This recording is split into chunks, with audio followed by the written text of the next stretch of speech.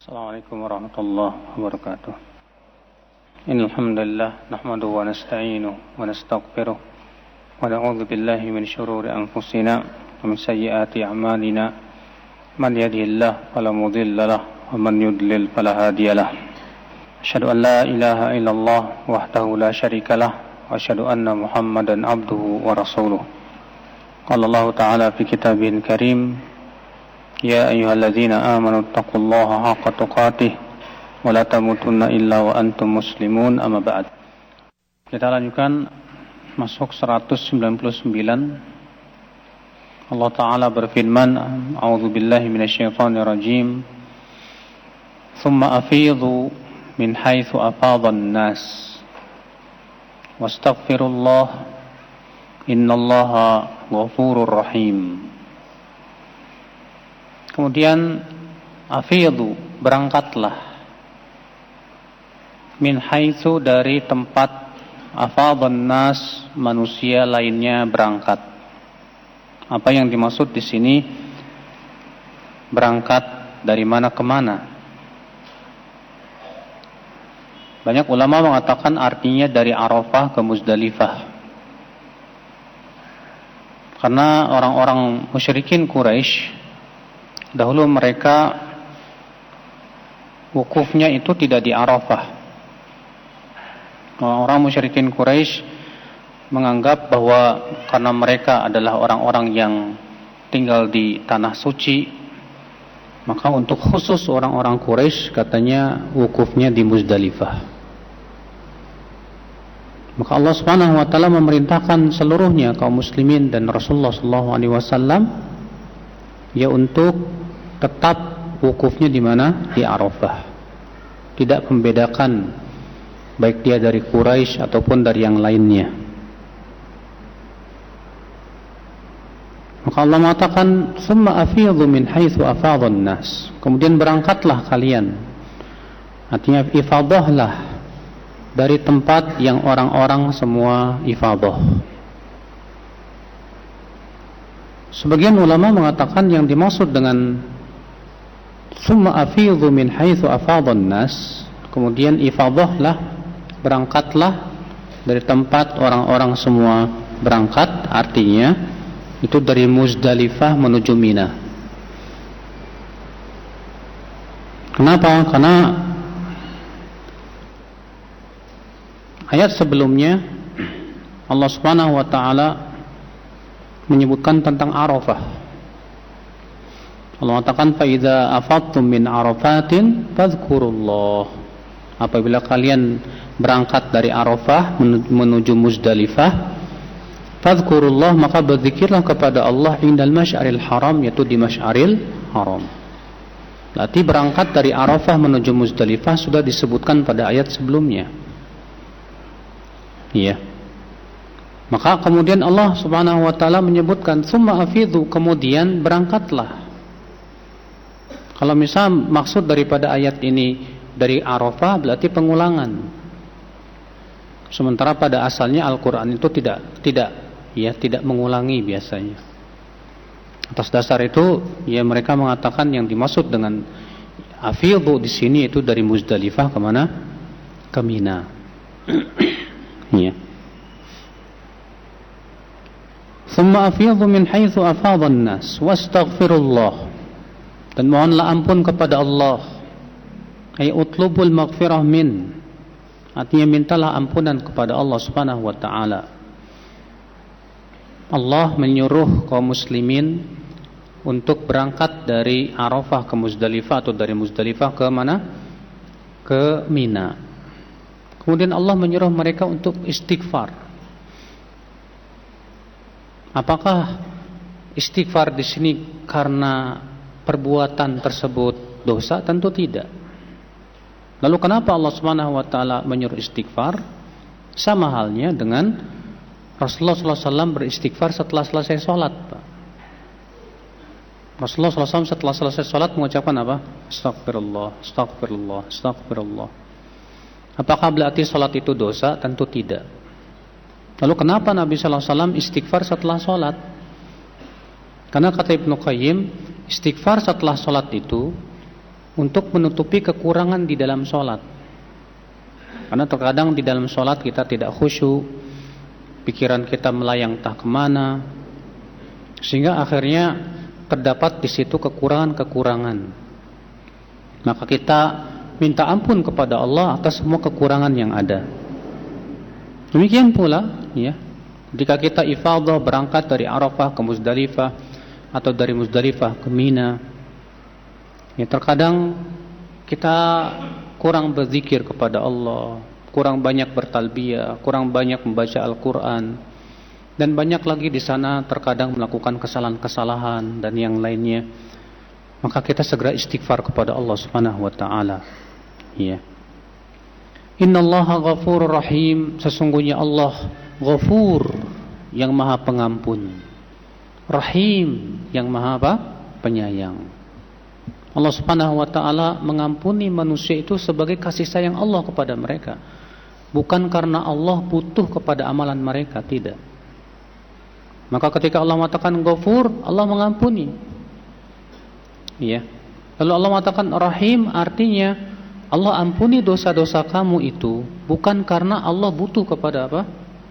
Amalan kita, tidak, tapi Allah sayang kepada hamba-hambanya. Dari ayat ini kita Syekh Utsaimin rahimahullah kita ambil faidah wujubul mabit bi Muzdalifah. Wajibnya mabit di Muzdalifah. Ya.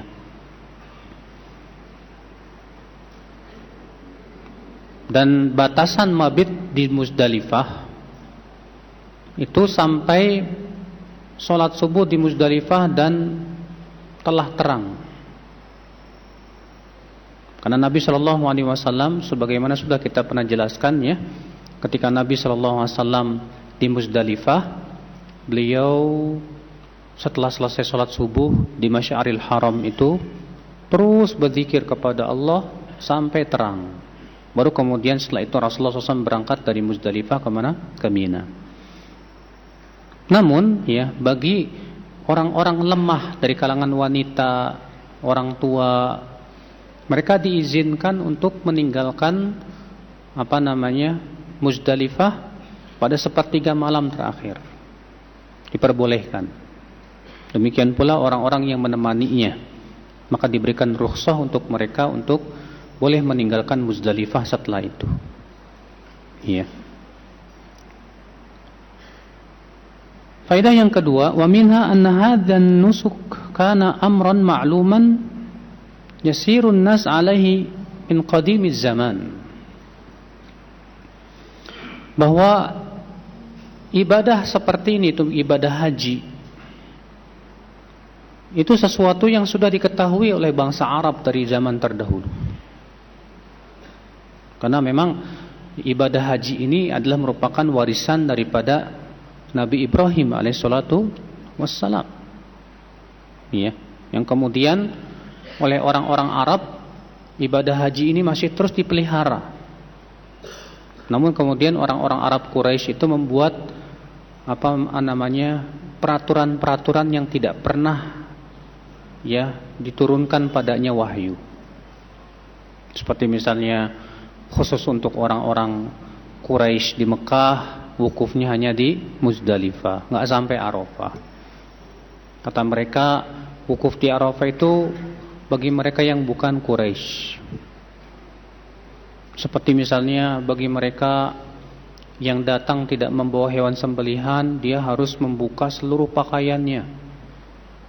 Lalu kemudian tawaf dalam keadaan telanjang bulat. Nah, ini semua aturan-aturan yang dibuat oleh orang-orang Quraisy yang sama sekali tidak ada asalnya dari agama Nabi Ibrahim alaihissalatu wassalam. Ya. Yang kemudian semua itu sudah dirubah oleh Islam. Ya. Dan dikembalikan kepada tata cara haji yang sesuai dengan hajinya Nabi Ibrahim alaihissalatu wassalam. Waminha, faedah selanjutnya, anna an-nasa fi ahkamillahi ta'ala sawa, fala yakhussu ahadun bihukmi al ahkam illa lima'nan yaqtadhi dhalik. Bahwa manusia seluruhnya di hadapan hukum Allah itu sama, nggak ada bedanya. Di hadapan hukum Allah itu nggak ada bedanya, Pak. Mau pemimpin kayak, mau rakyat kayak, mau orang kaya kayak, mau orang miskin kayak, pokoknya di hadapan hukum Allah sama. Iya. Kecuali ada dalil yang membedakan. Contoh misalnya Nabi SAW diizinkan untuk menikah lebih dari 4, tapi untuk umatnya tidak. Ya. Maka kalau memang ada dalil yang mengkhususkan yang ini tanpa yang lainnya, ya silakan, nggak masalah. Ya. Faedah selanjutnya, wa minha annahu yushra an yastaghfirullah fi akhiril ibadat. Disyariatkan kita istighfar kepada Allah itu setelah selesai ibadah-ibadah. Ya, setelah kita wukuf di Arafah, kita berangkat ke Muzdalifah, kemudian dari Muzdalifah ke Mina juga. Setelah selesai itu kita istighfar. Kenapa kita istighfar? Sekali lagi, karena untuk menutupi kekurangan yang ada. Barangkali kita ketika wukuf di Arafah, ya, riya misalnya, naudzubillah ya. Barangkali kita ketika wukuf atau mabit di Muzdalifah misalnya, melihat wanita, aurat dan yang lainnya, kita tidak tahu. Kadang tidak sengaja begitu, Pak. Dan banyak lagi kekurangan-kekurangan sebagian sudah kita sebutkan tadi. Aminha, di antara faedah ayat ini juga isbatu ismaini min asma'illah, penetapan dua nama Allah ini, itu Ghafur dan Rahim. Wa isbatu ma tadammanahu min as-sifah wa hiya al-maghfirah. Maka sifat nama Allah Ghafur mengandung sifat maghfirah, memberi ampunan. Karena akhi, sebagaimana sudah pernah kita pahamkan ya, bahwa keyakinan Ahlussunnah wal Jamaah, setiap nama itu pasti mengandung sifat. Nama Allah Ghafur, berarti sifat Allah apa? Maghfirah, pengampun. Ya. Nama Allah Ghafur. Nama Allah Rahim, berarti sifat Allah apa? Rahmat, memberikan rahmat. Tidak seperti orang-orang Mu'tazilah. Orang Mu'tazilah mengatakan Allah itu punya nama tapi tidak mengandung sifat. Namanya Ghafur tapi tidak mempunyai sifat maghfirah. Namanya Rahim tapi tidak mengandung sifat apa? Rahmat. Karena menurut Mu'tazilah, menetapkan sifat itu mengakibatkan akhirnya apa kata mereka? Menetapkan zat yang banyak. Nah, ini tentu sesuatu yang batil. Akhul Islam azani Allah wa iyyakum. Aminha, faedah selanjutnya, qarnul hukmi bil illah.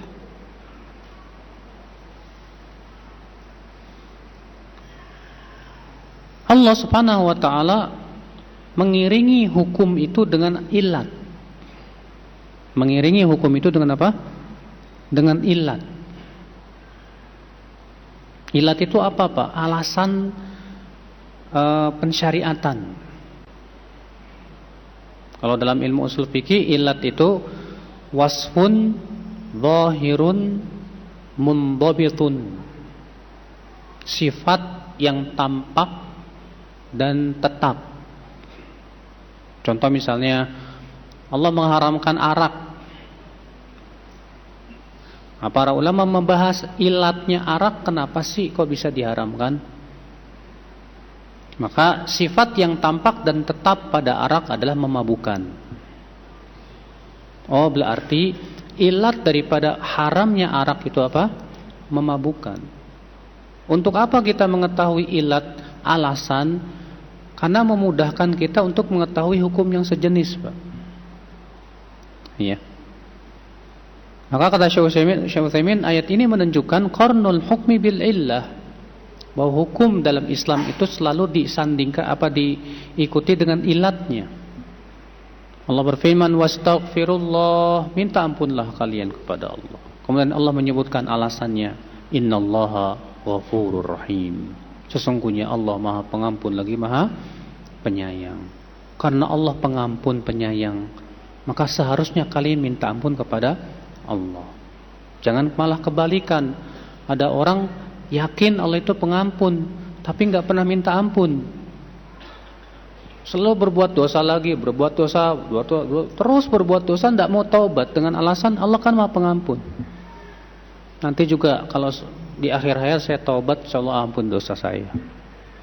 Ini tentu ya akal Islam ya tertipu ini namanya.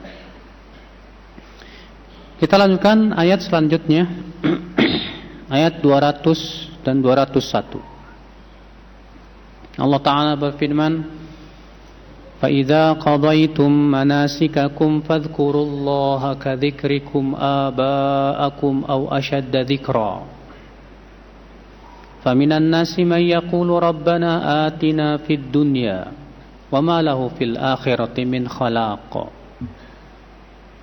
وَمِنْهُمْ مَنْ يَقُولُ رَبَّنَا آتِنَا فِي الدُّنْيَا حَسَنَةً وَفِي الْآخِرَةِ حَسَنَةً وَقِنَا عَذَابَ النَّارِ. Fa'idha qadaitum, apabila kalian telah menyelesaikan manasik haji kalian. Artinya kalau udah selesai haji ya, yang kalian lakukan apa? Fadhkurullah, maka berzikirlah kepada Allah. Kadzikrikum aba'akum, sebagaimana kalian dahulu setelah haji itu selalu berbangga dan menyebutkan bapak-bapak kalian. Karena kebiasaan orang musyrikin itu Pak, kalau habis selesai haji itu kan dari berbagai macam kabilah datang. Nah, setiap kabilah membanggakan keturunannya. Saya dari kabilah ini, saya dari kabilah ini, menyebutkan bapak-bapak mereka. Maka Allah Subhanahu wa taala mengingatkan ini. Kalau kalian sudah selesai haji, yang kalian ingat jangan bapak kalian. Jangan yang kalian sebutkan, jangan ya berbangga dengan keturunan kalian. Tapi hendaklah kalian mengingat Allah Subhanahu wa taala sebagaimana kalian mengingat apa? Bapak-bapak kalian. Au asyadda dzikra. Au di sini Pak mempunyai makna bal. Karena au dalam bahasa Arab terkadang mempunyai seringnya dipakai untuk ditakhir atau. Ya. Akan tetapi au di sini kata para ulama maknanya bal, justru atau bahkan. Artinya hendaklah kalian berzikir kepada Allah bahkan lebih banyak lagi zikirnya. Iya. Lalu Allah Subhanahu wa taala menyebutkan kebiasaan yang tercela dari orang-orang musyrikin. Apa itu? Faminan nas, di antara manusia, artinya sebagian manusia. Siapa? Yaitu orang-orang musyrikin. Tapi enggak semuanya, sebagian. May yaqulu, ada yang berkata, yang berdoa, Rabbana atina fid dunya. Ya Allah, berikan kami dunia. Wa ma lahu fil akhirati min khalaq. Sementara bagian akhiratnya sama sekali dia tidak minta. Allah mengabarkan ada jenis orang seperti ini nih Pak. Kalau berdoa isinya 100% dunia. Banyak nggak di zaman sekarang Pak? Banget. Banyak di antara kita kalau berdoa 100% dunia Pak. Ya Allah beri saya kekayaan. Ya Allah naikkan pangkat saya. Ya Allah berikan saya anak. Ya Allah berikan saya. Isinya dunia tuh. Maka Allah ingin mengecam ya, orang-orang yang berdoa kepada Allah ternyata isinya hanya apa? Dunia. Kenapa Allah kecam mereka? Karena seakan-akan menganggap dunia itu lebih berharga daripada apa?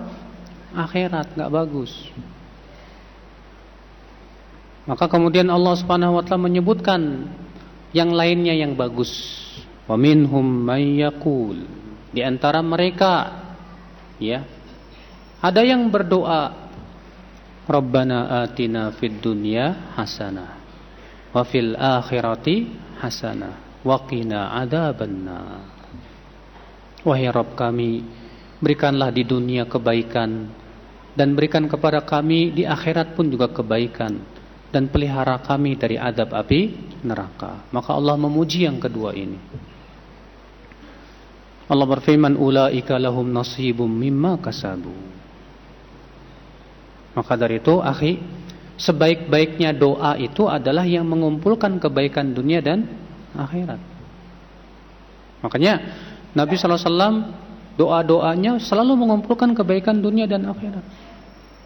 Rasulullah SAW setelah selesai subuh berdoa, Allahumma inni as'aluka ilman nafi'a wa rizqan thayyiba wa amalan mutaqabbala. Ilmu yang bermanfaat, terus apa lagi? Rezeki yang halal, terus apa lagi? Amalan yang diterima, niat terkumpul padanya dunia dan akhirat. Ya. Demikian pula doa-doa Nabi SAW yang lainnya. Makanya jangan sampai isi doa kita itu 100% dunia, jangan. Tapi jadikan isi doa kita itu ya minta dunia, kebaikan dunia dan akhirat. Makanya ini termasuk doa yang paling Nabi SAW sering lakukan, sering lantunkan, yaitu Rabbana atina fid dunya hasanah wa fil akhirati hasanah wa qina adzabannar. Baik, dari ayat ini kita ambil faedah, akhi.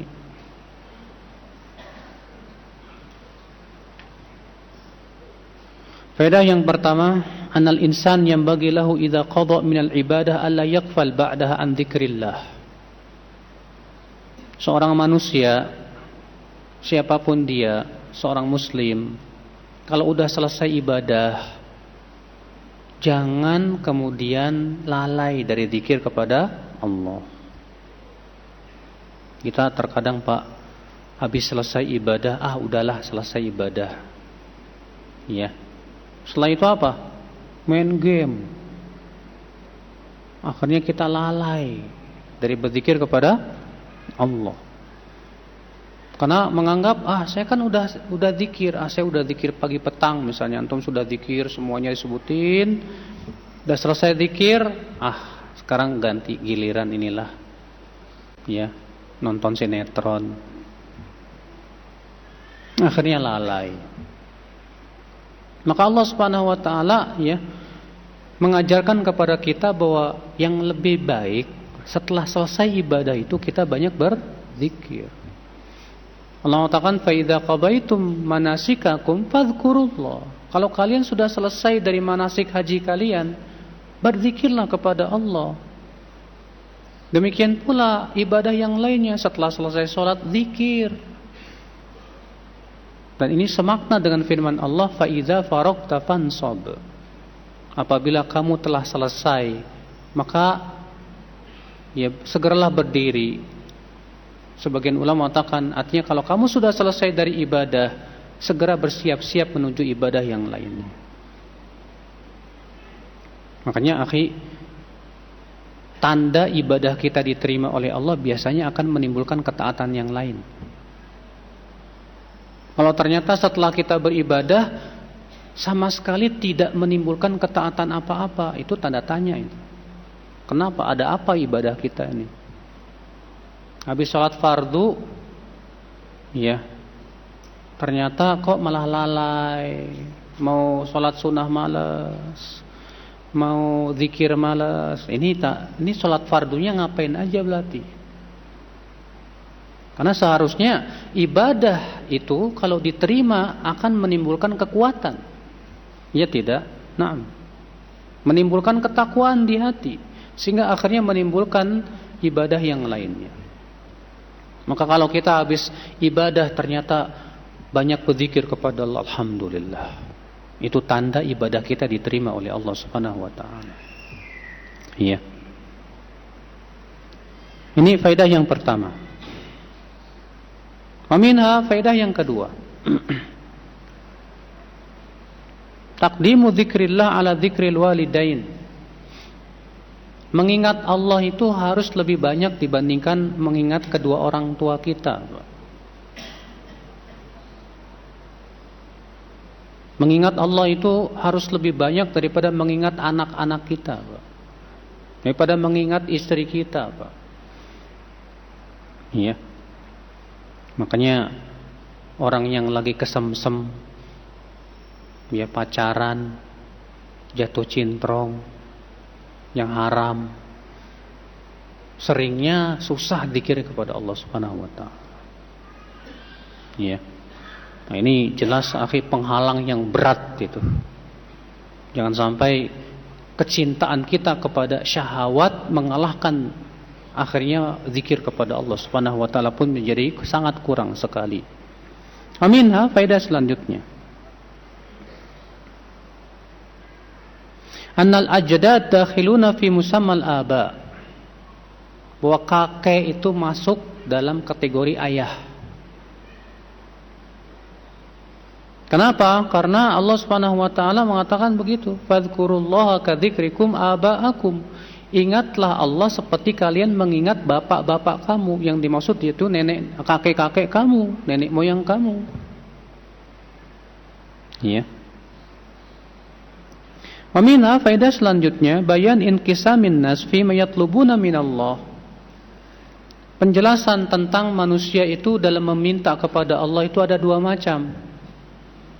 Ada orang yang keinginan terbesarnya hanya dunia saja, sehingga isi doanya hanya dunia saja. Ya, maka ini orang-orang yang biasanya di hatinya itu menganggap dunia segala-galanya. Ada lagi orang yang Masya Allah, dia minta juga kebaikan dunia, dia juga minta kebaikan akhirat, dan dia juga berharap kepada Allah, ya agar Allah memeliharanya dari api neraka. Maka ini tentu sesuatu yang baik, yang dipuji oleh Allah, dan senantiasa Rasul juga melakukannya. Amin fawaidil ayatain, di antara faedah ayat ini juga kata beliau, annal insan la yudham idza talaba hasanatad dunya ma'a hasanatil akhirah. Seorang manusia itu tidak tercela minta dunia kalau disertai dengan minta akhirat. Enggak tercela. Yang tercela itu kalau cuma minta dunia tapi enggak minta apa? Akhirat. Nah, itu tercela. Aminha faedah selanjutnya annal insan muhtajun ila hasanat ad-dunya wal akhirah. Wa manusia itu membutuhkan dua kebaikan, kebaikan dunia dan kebaikan apa? Akhirat. Manusia butuh. Ya, kebaikan dunia apa itu? Hidayah, kekuatan untuk beramal soleh. Kebaikan dunia rezeki yang halal, istri yang solehat, anak-anak yang soleh. Kebaikan dunia apa itu? Harta yang membuat ia banyak bersedekah. Itu semua kebaikan dunia, Pak. Makanya Rasulullah minta kebaikan dunia, Allahumma inni as'aluka ilman nafi'a, ilmu yang bermanfaat, kebaikan dunia. Wa rizqan thayyiba, rezeki yang halal, ini kebaikan apa? Dunia. Wa amalan mutaqabbala, dan amalan yang diterima. Ya. Kebaikan dunia dan akhirat. Masya Allah, akhal Islam, azani Allah wa iyyakum. Kemudian Allah berfirman, ulaika lahum nasibum mimma kasabu. Ulaika, mereka itu, ya.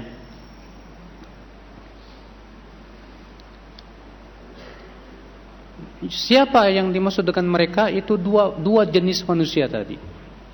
Baik yang mintanya dunia doang maupun yang mintanya dunia dan akhirat. Ulaika, mereka itu lahum akan mendapatkan nasibun, bagian mimma kasabu, dari apa yang telah mereka lakukan. Artinya mereka yang minta dunia doang, ya mereka akan diberikan kok dunia. Mereka yang mengharapkan dunia dan akhirat, Allah pun berikan kepada mereka sesuai dengan apa yang mereka harapkan dan yang mereka minta. Namun Pak, yang mengerikan itu kalau seseorang beribadah kepada Allah, harapan terbesar dari ibadahnya hanya dunia saja. Ini bahaya. Ada orang salat duha harapan terbesar dari sholat duhanya cuma pengen dunia. Kamu ngapain sholat duha? Biar rezekinya lancar. Kamu ngapain sholat tahajud? Ya biar dunianya inilah. Sehingga akhirnya keinginan terbesar, niat terbesar dia ketika beramal soleh itu dunia. Maka yang seperti ini Pak, Allah tidak akan berikan pahala.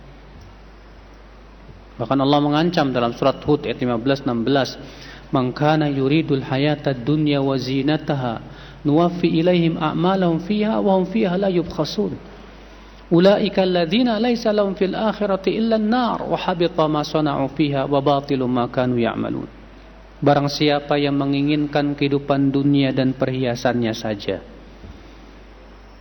maka mereka akan diberikan sesuai dengan keinginan mereka dari amalannya tersebut tanpa dikurangi. Tapi mereka, kata Allah, dalam kehidupan akhirat tidak mendapat apapun kecuali api neraka. Batal amal mereka dan sia-sia usaha mereka, kata Allah. Ini Allah mengancam orang yang beramal soleh tapi tujuan mereka yang paling besar dunia. Ya. Imam Suyuti mengatakan dalam kitab Al-Ashbah wa Nadhair menyebutkan, ya, Syekh Utsaimin juga menyebutkan, kalau ada orang beramal soleh nih, ternyata niat yang terbesarnya adalah dunia. Misal antum salat duha, 80% niatnya pengen dapat rezeki yang lancar, 20%-nya mengharapkan karunia ridha Allah. Yang kayak ginian dapat dosa apa dapat pahala? Kata Imam Suyuti dapat dosa. Kenapa? Karena dia jadikan dunia lebih besar daripada apa? Akhirat. Dan ini termasuk syirik kecil. Kalau ternyata niat akhiratnya lebih dominan daripada dunianya. Misalnya dia salat duha, niat akhiratnya 80%, niat dunianya 20%. Yang seperti ini dapat pahala. Tapi tidak mungkin sama dengan orang yang niat akhiratnya 100%. Enggak sama. Yang ketiga, yang niat dunia dan akhiratnya seimbang nih Pak, 50-50. Maka kata Imam As-Suyuti, yang zahir, yang paling kuat dari pendapat para ulama, annahuma tasaqata, bahwa ibadahnya itu saling berguguran. Enggak dapat dosa, enggak dapat pahala. Nol. Habis sholat enggak dapat dosa, enggak dapat pahala. Nol. Rugi enggak Pak? Banget. Ya. Maka Imam Al-Qurtubi berpendapat kalau ada orang yang ibadah 100% hanya karena mengharap dunia, ia jatuh pada syirik besar, bukan syirik kecil. Na'udzubillah, jangan sampai seperti itu akhi. Jangan jadikan dunia itu terbesar di hati kita, jangan. Makanya Rasulullah SAW berlindung dari itu. Rasulullah bersabda, berdoa, wala taj'alid dunya akbar hammina. Ya Allah, jangan engkau jadikan dunia itu keinginan terbesar kami, jangan ya Allah. Wala mablagha ilmina, dan jangan engkau jadikan ya Allah, kata Rasulullah, dunia itu sebagai puncak ilmu kami. Jangan. Karena dunia ini hina. Kita hidup di dunia sementara Pak, nggak mungkin selama-lamanya. Ya. Setelah kita hidup di dunia berapa tahun, 60 tahun meninggal. Setelah itu kita akan pergi kemana? Kalau enggak ke surga ya ke neraka. Nah, di sanalah kehidupan sebenarnya dan yang hakiki tentunya. Ulaika lahum nasibum mimma kasabu. Dan mereka itu semuanya akan mendapatkan nasib yang mereka harapkan tersebut dari apa yang mereka lakukan itu. Wallahu sari'ul hisab. Dan Allah sangat cepat hisabnya. Subhanallah. Ya, karena Allah menghisab hamba dalam satu waktu seluruhnya, Pak. Ya. Yang jauh, yang dekat semuanya mendengar, ya, suara Allah Subhanahu wa taala. Semua dihisab oleh Allah Subhanahu wa taala. Ya. Namun kata Rasulullah di sana ada yang dihisab dengan hisab yang ringan, ada lagi yang dihisab dengan hisab yang berat. Seperti apa yang hisab yang ringan itu yang disebutkan dalam riwayat Tirmidzi? Ya Allah ketika menghisab seorang mukmin, Allah wada'a kanafah, Allah akan meletakkan penutup. Lalu kemudian Allah berfirman kepada si mukmin ini, "Ata'rifu dzamba kadza?" Kamu ingat enggak dosa ini? Si mukmin mengatakan, "Iya." Kamu ingat dosa itu?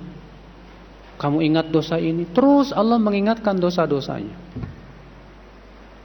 Sampai si mukmin merasa dia akan dilemparkan ke neraka.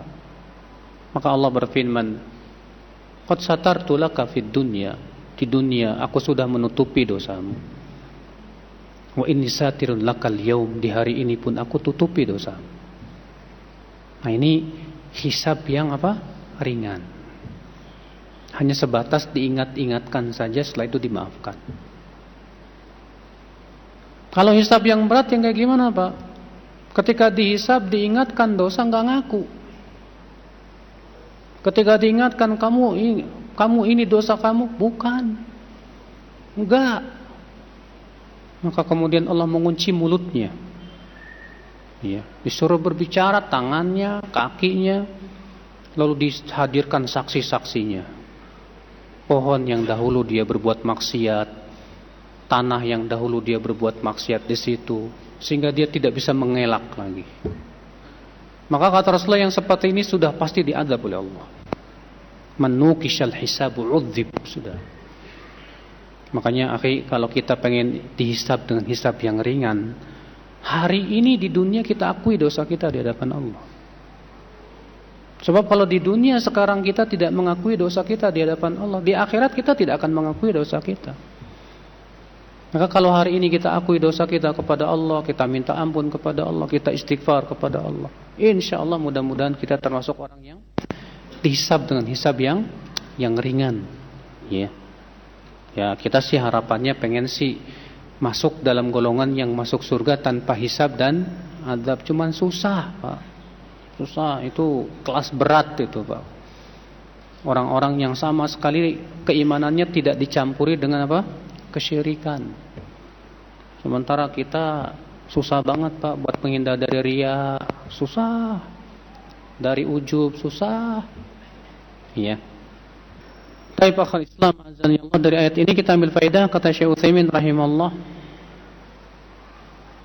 Anna thawab yakunu bil adl.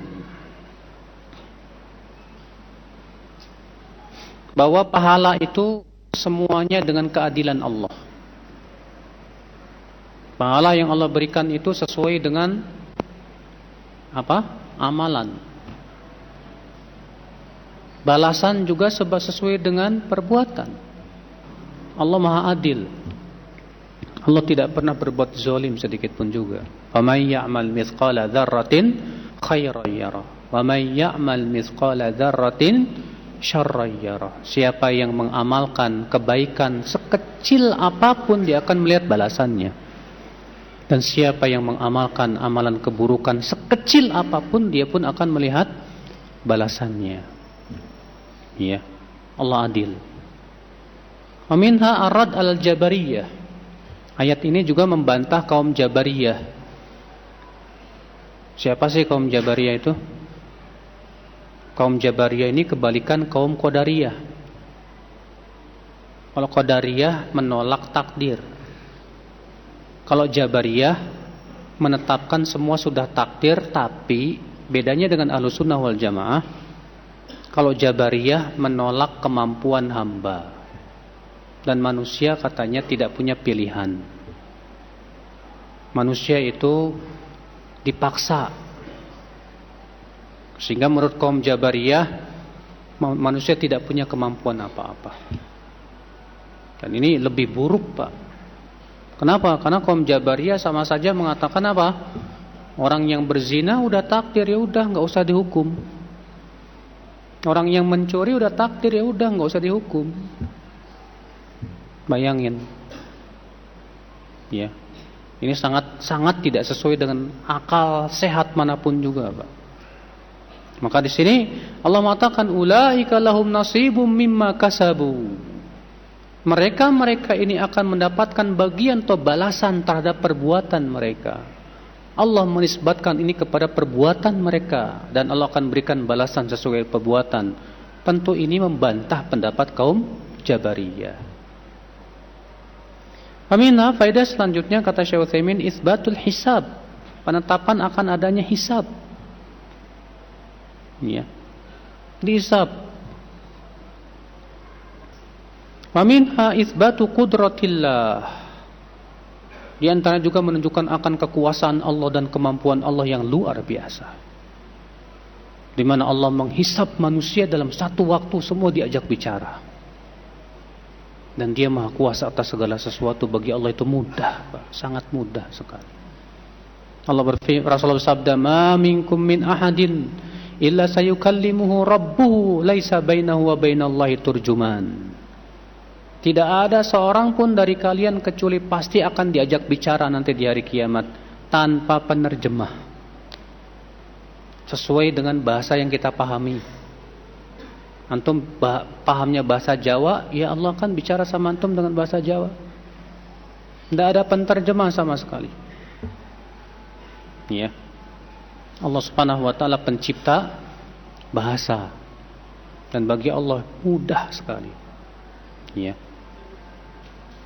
Minha faedah selanjutnya isbatu ilmillah. Penetapan akan ilmu Allah yang meliputi segala sesuatu. Li'annal muhasib la budda an yakuna ladaihi ilmun yuqabil bihi man yuhasibuh.